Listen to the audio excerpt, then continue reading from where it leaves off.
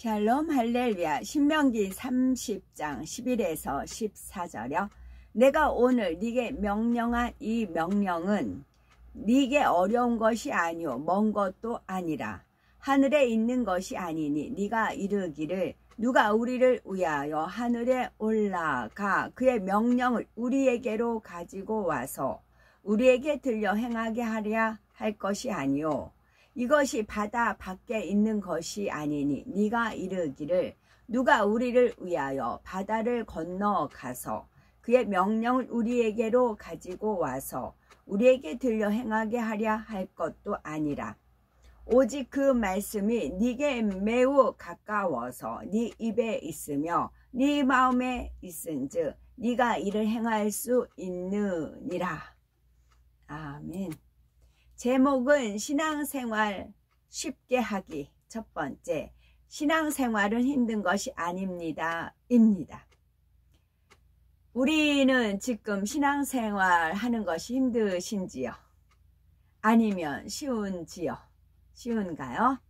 이런 질문을 하면 대부분은 쉽습니다 라고 하시지만 간혹 다른 답을 하신 분도 있습니다.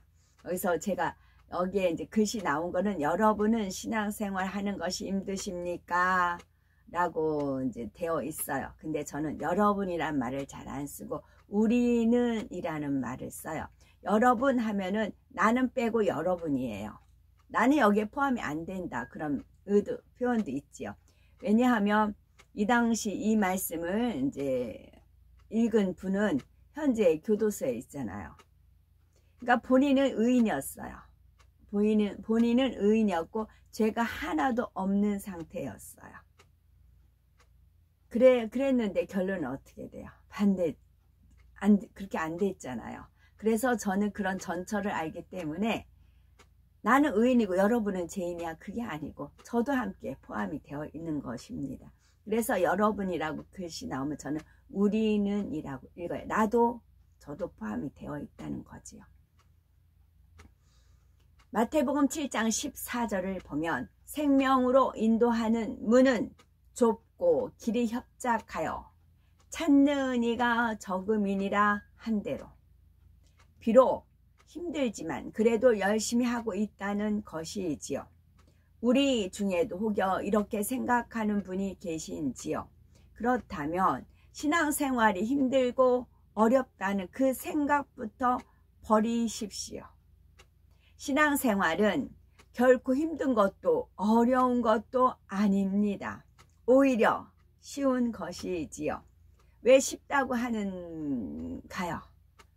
우리는 신앙생활을 이제는 쉽고 기쁘고 행복하게 해나가야 되겠습니다. 신앙생활을 해나가면서 처음부터 이것이 힘들다, 어렵다 생각해 본 적은 없어야 되겠고 너무나 가난하게 살 때도 신앙생활은 행복하고 또 어떤 연단 중이라도 신앙생활은 늘 행복해야 합니다. 또한 신앙 안에서 목표를 정하면 중도에 포기하지 않고 끝까지 그 목표를 향해 달려가야 되는 것이고 이렇게 신앙생활을 하면 당연히 신속하게 영으로 온 영으로 들어갈 수가 있는 것입니다. 온 영으로 들어온 이후에도 마찬가지입니다. 더 깊은 영의 세계를 향해서 들어갈 때도 힘들다 생각하지 않아야 되는 겁니다. 그래야 온 영으로 이룬 것도 무루 돌릴 수가 있는 거고 또 영의 훈련을 받는 것도 잘 해나갈 수가 있는 것입니다. 그렇다면 이런 과정들이 하나도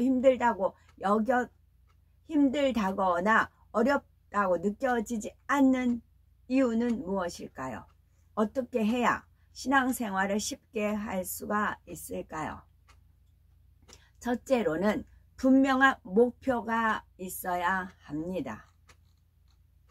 하나님은 살아 계시고 천국은 분명히 있습니다. 하나님께서는 우리가 이 땅에서 행한 대로 갚아주시고 심은 대로 거두게 하시지요. 그래서 우리는 분명한 목표가 있어야 합니다. 표대를 향하여 그 말씀 있죠. 이 목표는 막연한 것도 아니며 될 수도 있고 안 될 수도 있으니 나중에 가봐야 한다 라고 그런 것이 아니지요.